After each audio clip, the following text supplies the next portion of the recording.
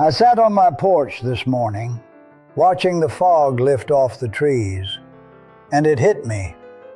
I am 80 years old. In the quiet of this house, the silence isn't just empty space anymore. It's a library of echoes. Over the last 8 decades, I've watched the world change. But more importantly, I've watched the people leave.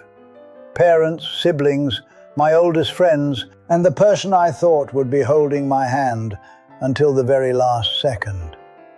They are all gone now. When you reach this age, you become a ghost in a world that belongs to the young. You see them rushing, worrying about things that, from where I'm standing, look like grains of sand. They ask me, "What is it like?" Or they look at me with pity, as if being the last one standing is a tragedy. But there is a secret to being 80 that no one tells you until you get here. When everything and everyone is stripped away, what remains isn't just nothing, it's the truth. If you're younger than me, listen closely. If you're my age, take a seat next to me. Today I want to tell you about the things that don't leave. The things that stay when the house is quiet and the phone stops ringing. This is what remains. Our whole life, they tell you the same thing. Find your person, build your tribe, surround yourself with people who love you. And if you do it right, if you check all the boxes, you won't have to face the darkness alone. That's the promise, isn't it? That somewhere out there is a hand that will hold yours until the very end. I believe this. For 52 years, I believed this completely. I had that hand. Her name was Margaret. We built a life together, raised children, buried parents, weathered storms that should have broken us. And every night for half a century, I fell asleep knowing she was right there beside me. Then she wasn't. Here is something nobody tells you about love. One of you goes first. Always. And often it's decades before the other. I was 76 when Margaret died. Do the math. That's 4 years of reaching across the bed at 3 a.m. and finding nothing but cold sheets. 4 years of silence where her breathing used to be. I remember the first night after the funeral. Lying there in the dark, my hand stretched out to her side of the bed like it had 10,000 times before.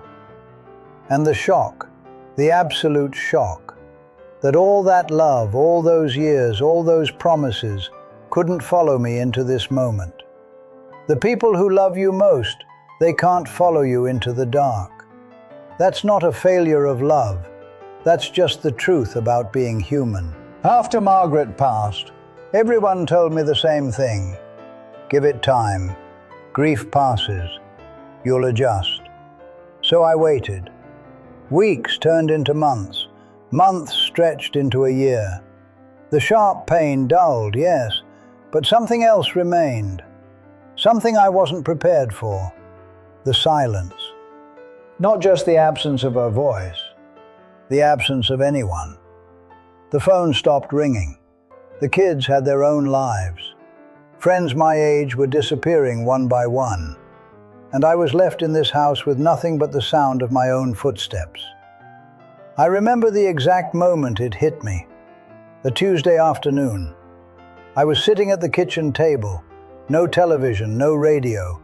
Just me and the ticking of the clock on the wall. And suddenly I realized I had no idea who I was. For 80 years I had been defined by other people. Son, husband, father, colleague, friend. There was always someone there to reflect me back to myself. Someone to talk to perform for, to be needed by. Now there was no one, just me. And here's the terrifying part. I didn't like the company. I sat there asking myself a question I had avoided my entire life. Who am I when no one is watching? When there's no one to impress, no role to play, no conversation to fill the space? The answer was devastating. I didn't know. I had spent 8 decades running from myself, using other people as a shield against my own thoughts. And now that shield was gone. Most people don't like themselves. Not really. They just stay busy enough to avoid finding out. I was one of them. What I'm about to tell you, nobody teaches. Not your parents, not school, not any of the books I read in 80 years of living. Learning to be alone is a skill, and most of us never develop it because we never have to. There's always someone there, until there isn't. After that Tuesday in the kitchen, I made a decision. If I was going to be stuck with myself, I better figure out who that was. I started small, sitting in silence without reaching for the remote, eating dinner at the table instead of standing over the sink. Then bigger things that terrified me. At 79, I took a trip alone, just me and a suitcase and a train ticket, to a place Margaret and I always said we'd visit but never did. I almost canceled 3 times. The thought of being alone in a strange city, eating alone, sleeping alone in a hotel room, it felt like punishment. But something happened on that trip. I discovered I actually enjoyed my own company, my own pace, my own thoughts without interruption. I liked the person who sat by the window watching the countryside pass. I liked the man who could spend an hour in a museum without checking the time. He had been waiting to be met for 78 years. There's a difference between loneliness and solitude. Loneliness is running from yourself and finding every door locked. Solitude is finally stopping, turning around, and realizing the person you've been running from isn't so bad after all. The relationship with yourself is the only one that lasts from first breath to last. Every other love, no matter how deep, ends. This one doesn't. When you finally like yourself, being alone stops feeling like a punishment. It starts feeling like coming home. I'm not going to soften this for you. You will die alone. Not maybe, not probably, you will.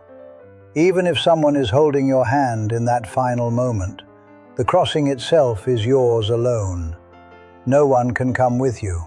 The question isn't whether you'll face that moment by yourself. The question is whether you'll face it in the company of someone you actually like. That someone is you. Start now. Not when you're 70. Not when the house goes quiet. Not when everyone leaves. Now.